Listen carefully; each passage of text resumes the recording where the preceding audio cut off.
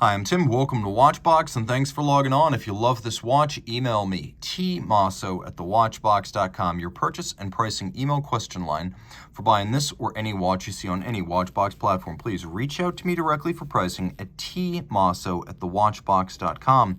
Today, we're discussing a recent release for 2022. This is one of 3 variants of the Tudor Black Bay Pro GMT. So, this is the Rolex Explorer 2 1655 reissue that never was. It seems that many of the best Rolex heritage homage timepieces come from sister brand Tudor, and that's exactly what we have right here. They're technically part of the Black Bay family. This really does look the spit image of the 1971 Explorer 2, albeit with some changes, and we'll get into those. So, 39 millimeters in diameter. It is much smaller than the Black Bay GMT, even though it uses the same movement. It's 14.6 millimeters thick in stainless steel. You can see from lug to lug, 47.8 millimeters. It has a 20 millimeter spacing between the lugs. Now throwing it on my wrist, which is 16 centimeters in circumference, you can already see it's a better fit for me than the conventional Black Bay GMT. This watch is relatively short across the wrist, and I could recommend it for a wrist as small as 14 centimeters in circumference.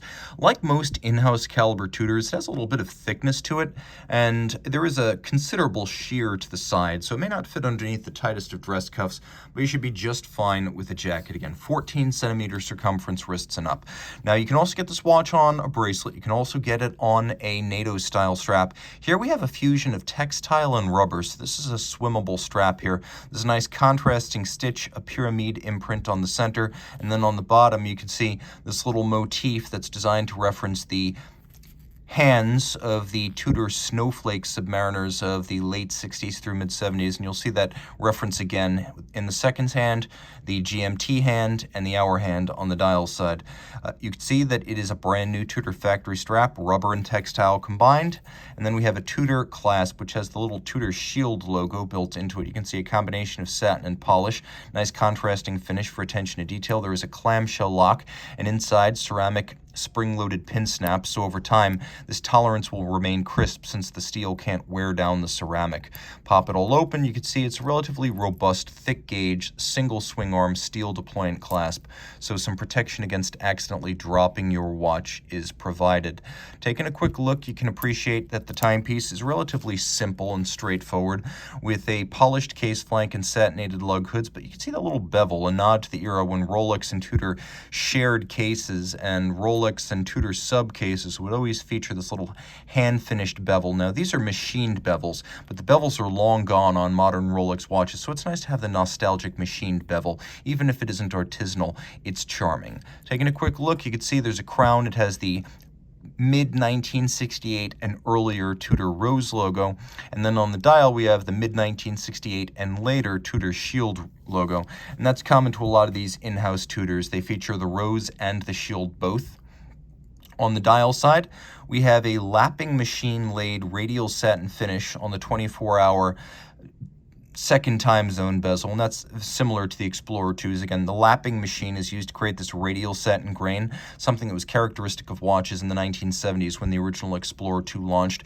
We have a matte black dial. We have something of a quasi-orange arrow, secondary time zone. It's somewhere between orange and yellow. Let's call it tangerine or tangerine orange. And you can see that the watch includes a hacking or stop seconds function, so you can stop everything if you wish. You also have the ability to move the local hour hand separately, driving the date forward and backwards, depending on whether you're traveling east or west. And when you activate hacking seconds, of course, you can move everything in sync and set it against a reference time. You have that independent 24-hour hand, and then you have the local hand.